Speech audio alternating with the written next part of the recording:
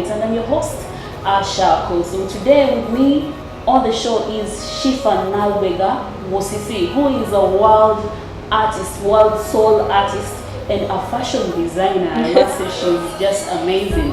And literally, we are going to talk about her life because most of her articles, when she's writing, she will tell us that my music is my story. Now, it is from her story that we are going to learn, get inspired. Maybe we have some girls out there who want to be soul artists, who want to be fashion designers because she has a fashion designer house. Yes, she is the CEO, and trust me, they do good urban clothes. So, in the show, we're going to be discussing or talking about her music, her career as a fashion designer, and what has really brought Shifah Musisi, because we know her wild world. She has moved to different countries because of her music. She has represented the country because of her fashion designs. And trust me, it's a beautiful and amazing story. If you want to catch us, it's on Rico TV, at Rico TV Uganda, that is on Facebook, Twitter, Instagram. The story begins. Women were considered housewives, housekeepers, and many other things denied any opportunity. Today we are great witnesses of the transition from the kitchen to the big offices and places of great responsibilities. Now Rico TV has brought you a show, Her Moments, going to awaken, motivate, and inspire all women out there every Sunday from 5 to 6 p.m. only on Rico TV. Okuyomba kubao tonde kanga wo okunyiga kubamu, yes kubamu tonde kanga wo. Hello there, my name is Shifah Musisi and I'm a world artist. I am a daughter of the late Haji Abdul Musisi and Hajat Mariam Nambusi Musisi. What else? I'm so happy to be here, you know. I'm excited. Asha is a good host. Yeah. We're ready to tell the people, the viewers, Yeah. about you. Okay. Now, I think we're going to start from the fact that your music Yeah. is your story. Yeah. Why that?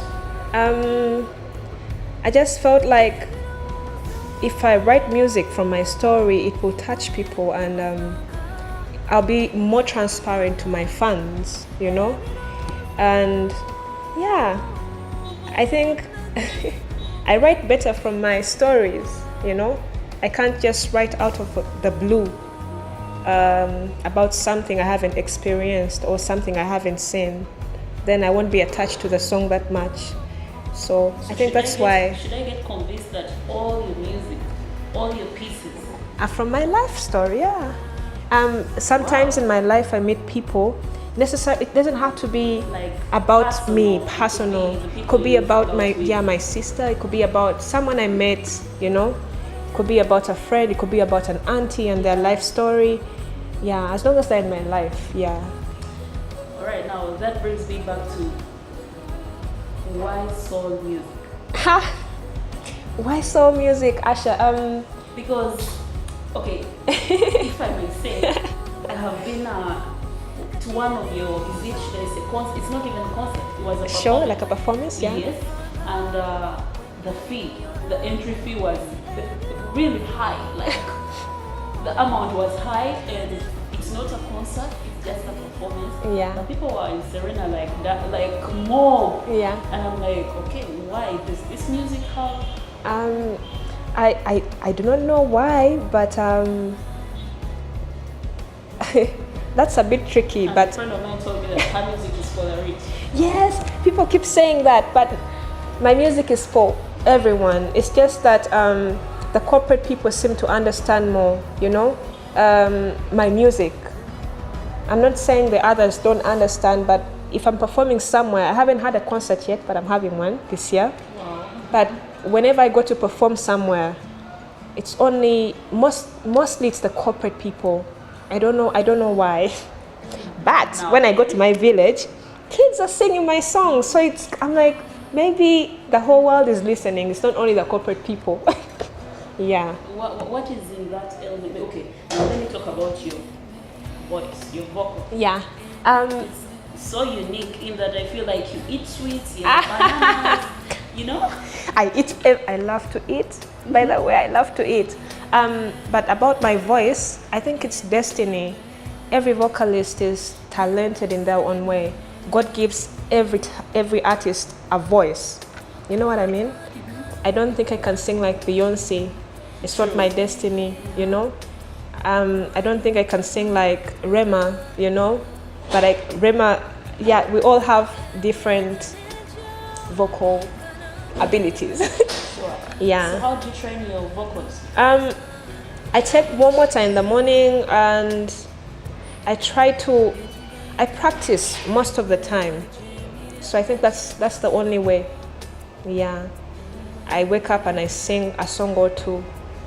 Before I sleep, I sing maybe 5 songs just What to is kind so of... ideal? You're like, you wake up early in the morning and... I wake up in the morning, I jog for 30 minutes so that I can be energetic.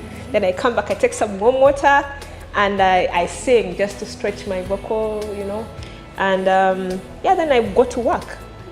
Yeah, and some days I have rehearsals, but it depends because I have a shop to run and then the music. Sure.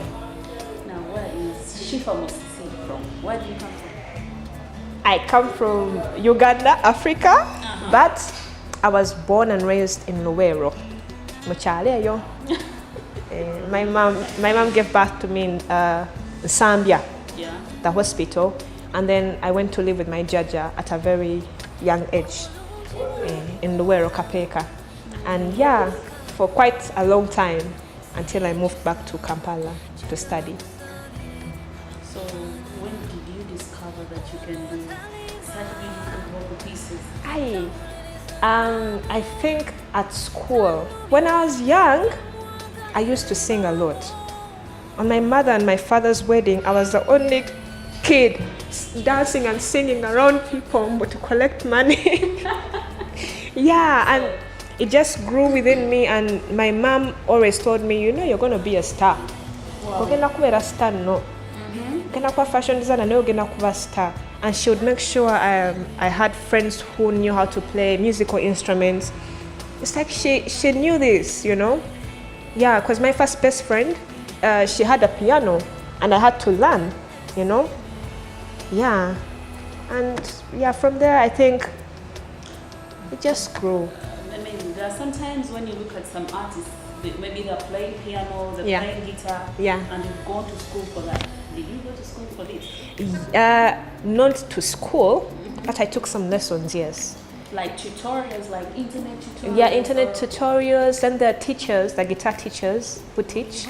But when I was in Chivuli for my high school, there was a church and they used to play instruments, so I would sneak and play the guitar with the rest of the church members.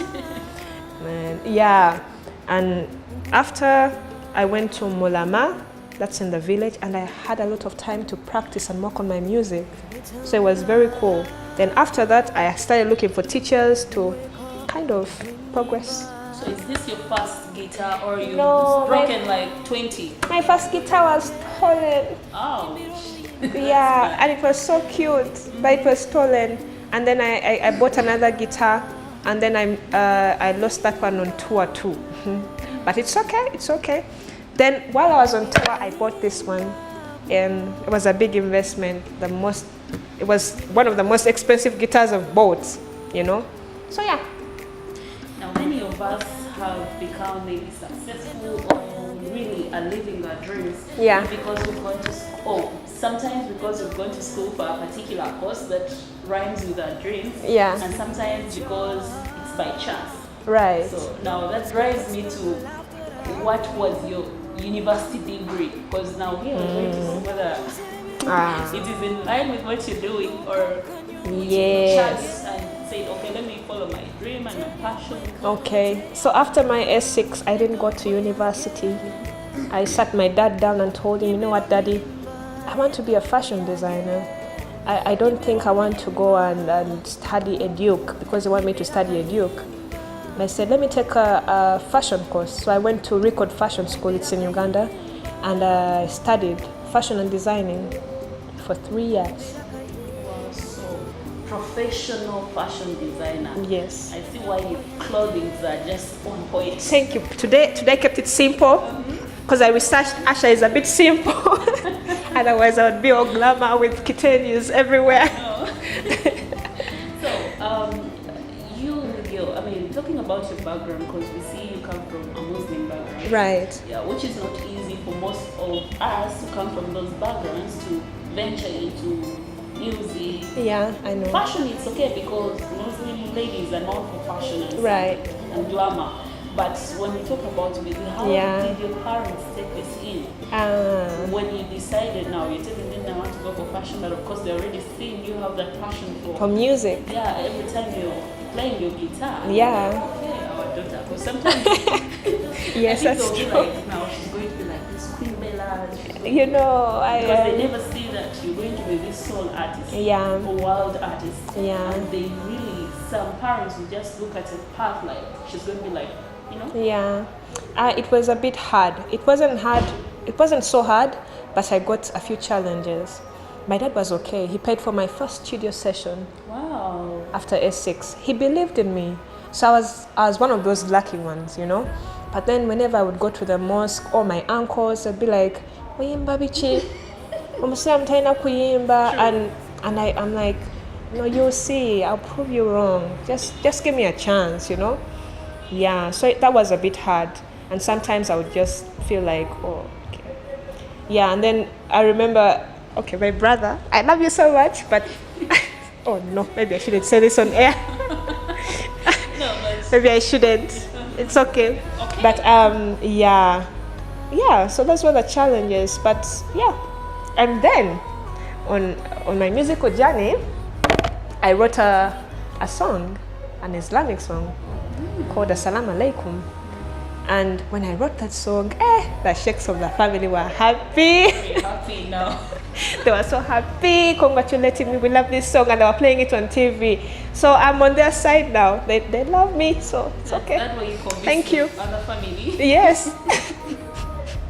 Yeah. How was it easy for your father to take it in? I think for parents, maybe because my dad was a writer. I didn't mention this. Ooh. Yeah, he was a writer. He used to He write. was a writer, I see. He used to write music for his school, and he would make sure we were part of all those songs. We would rehearse. He would bring a keyboard person at home. We get yimbas and would sing. So I think he knew maybe one of the kids, and that was me.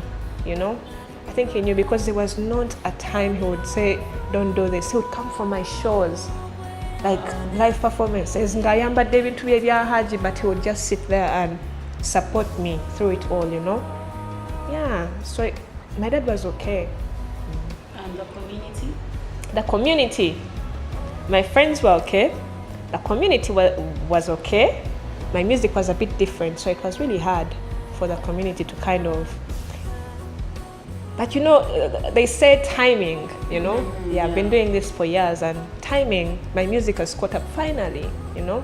It's already. Yeah. I mean, how many years are you talking about? 6 years. No wonder. 6 years That's why professionally. it's over. 6 years professionally. Yeah. I'm so happy. Yeah. And yeah. Well, now, at this particular time, we're going to talk about the fashion. Yay. Because these two kind of blend in each other. Right. Because by the time you're like an artist, you will a little bit have to have that sense of You have to. design and Yeah. something, because I believe when you're writing, there has to be that sense of how attractive is the piece You have going to be. look. Because Yes. sometimes I wonder when I'm listening to your pieces, and I'm like, I just can't imagine how she's telling a story. Yes. Exactly. Fashion and music go together. Whenever I write my music, I'm thinking of what's the video gonna look like? How am I gonna dress? And I want to show you something. I'll get it maybe in the next session.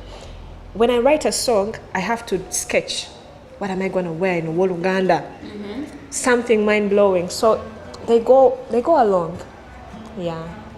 start with the family clients. Have your one machine, invest in that, it's going to take a long time because it took me a long time from school to having a shop in Bukoto. I started from the small storeroom to down in Chikuwo. It was hard. And then I worked very hard and I got a shop in Bukoto. But that's in a time range of 5 years, you know, Usher? So I think you have to learn that you have to start small to get up there where you want to be. Yeah. So if you have a low income, just invest in a small machine, you know? Try and just work on a few clients as you grow. While you're working on a few clients, different opportunities come in. Sure. Yeah. Move. Also, there's one thing I learned. You have to reach out to big designers.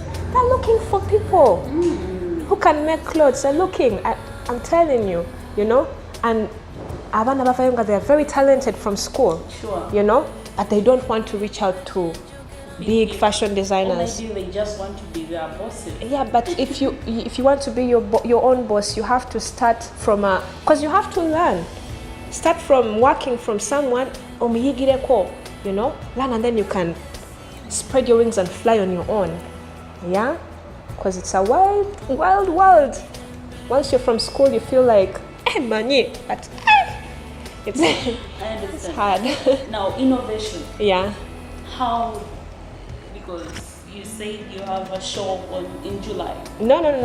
November. No. Oh, the fashion show. Yeah, the fashion show. July. Now let's talk about innovation. Okay. How you sit there one day and you be like, okay, I want to make this and this design. Yeah. Where do you learn it from the internet? You sit down and draw it in the book. Yeah. Because most of the time now, let me talk about the fashion shows we have in our country. Right. Because most people come out on the red carpet to show their fashions. But you find that, they're from our local designers. Yeah. But it has been copied from an international, right? You know, prominent person because she wore it or maybe on the Oscars. So you're going to buy it and tell someone, do for me this. Okay. So how you get an innovation? Oh, that's I think that's up to someone to decide for themselves if they want to look like someone else. But I know one thing for sure. There's I'm gonna tell you something. Now this is a bit personal, but there's a time I was going to China. I made some money and I said, let me go and get some materials from China and see what the world has out there, because China brings in all these things. Why not us? You know, let me go and see what's up. So before going, I sat down with my team, my fashion team, and I had these designs because I usually sketch. I'm like, and these were coming from my own head, Usher. I sat and I was like, okay, it's new. And we looked at them and we said, wow, we're going to make money. These are nice designs. And I'm like, let me go to China and get materials. Usher, when I got to China, like we think alike. Sure. Like we're different races, but there's something. I went to a market and every single design I drew from my head.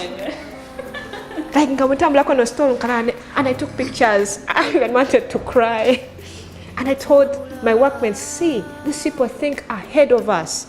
The problem is when we think, we don't want to act first. You know what? Chinese, when you think, they already have a stand. But so it goes in the market. Yeah. And I learned, that goes back to, because when we were in school, I think we were a bit young. I was like, oh no, but when I went to China, I was like, wow, maybe we think alike. I mean, it goes different ways. Maybe we think alike. Maybe some people just choose to copy and have the same design Shifah is wearing. They'll feel better. I mean, but yeah.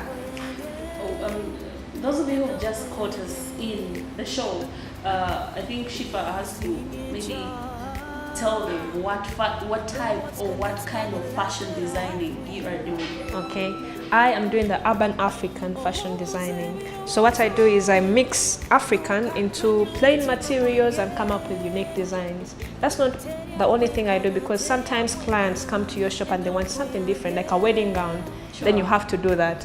but that's what we do, urban African outfits. Why do you choose urban African? First of all, because I'm African, and I love to motivate the young generation that African is something, you know. So how do I do that? If I spice it up in designs, maybe they can have just a few, not everyone, okay? In my songs, then they can, you know, yeah. Because for one reason, I would feel it's kind of unique. Yeah, but So, does it mean if I bought like this dress, yeah, I would bring it to your store and Yeah. you change it? and we would change it. And you change it. Maybe we so- would have this horse side African print and we leave this green. Maybe we would have like a flower and we could put it there. Maybe we could just something. When I was in school, I don't remember what subject it was, but we were talking about, is it patching or something? Patchwork. Exactly. Yes. It's art, right? Yes, I love patchwork. Exactly. So it's kind of like patchwork. Yes, patchwork is joining different prints, but some do it in box sizes. Have you seen that? Like in my video, Woluganda, the dress I wore, Sure. which we had to join different pieces of materials. Now that's patchwork. Then there's patching onto an outfit. That's getting a jean, maybe then you cut like a strap here, no take a ko ichitenji. Sure. Then you put here, but the jean is still there, then that's patching. So does that really answer my question that I've always had in mind, that why that design, why such outfits in your videos? Because you're really promoting the African in the videos, because these videos like are all over the world. Yeah. And people, is it a reason as to why most Bazungu put on vitenge? Really selling us. You know, yes, I think. Because most of your videos, Yes, when I was on tour and named Bitwala Vitenge, I took Vitenges, and everyone wanted to wear them. You know, whites love originality. They love people who are confident in their own race. sure. Or what you understand? Yeah. Yeah. So if they see that in you, they want to also be you. Just the same way we want to be them. Sometimes, like, hey, I want to wear like Mzungu Yayamba Dekali. So it's the same way they want. So if they see that you are not content with your origin, they kind of don't want to associate with Neobalamanga. You're confident. I'm African. This is what we make. This is what we wear. They want to be you. They're like, can I have one? Can I have your music? You know? Yeah. So should I say, from your story, can I say that in most times passion or your dream pushes you to do something? Because I've had many stories from artists saying, Yeah. oh, I used to sing in the church, I used to sing in choir, in Yeah. drama and something Yeah. like that. Now literally if we're talking about fashion, because fashion, you will not be 8 years and you already sing yourself as a fashion designer. You can.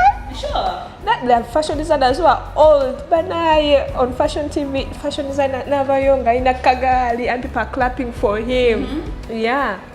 So does that mean that you can also have a dream when you're still young, that I want to be a fashion designer? Because I believe maybe with the world, the changing world, anyway, yeah. you find a little kid putting already damages on their trousers. Of course, yeah. And maybe already putting on this pipe trousers and like, Yeah. why you dress like that?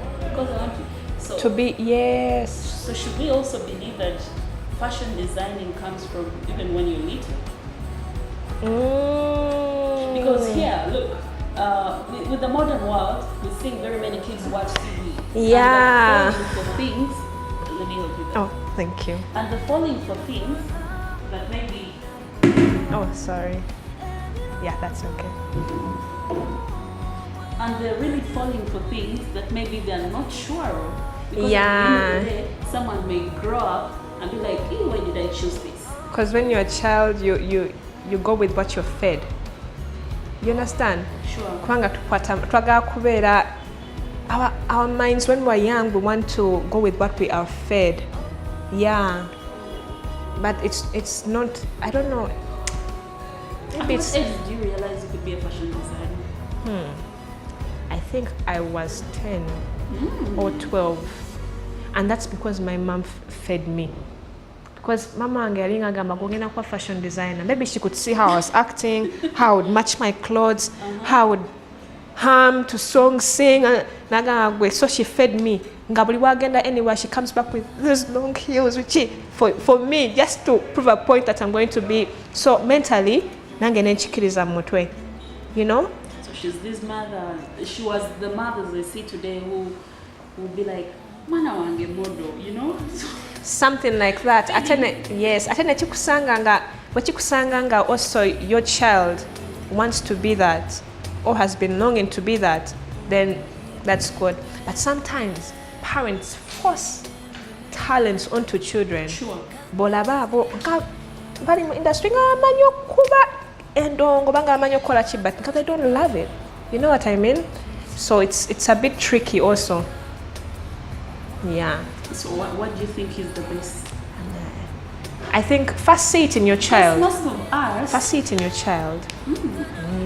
Because Shifah, most of us would look at ourselves like in 10 years and you're already predicting what you're going to do. Yes. But when literally it's not. Oh. Because with time you discover that I can do better than this. All right. I think let's look at that when we come back from this short break.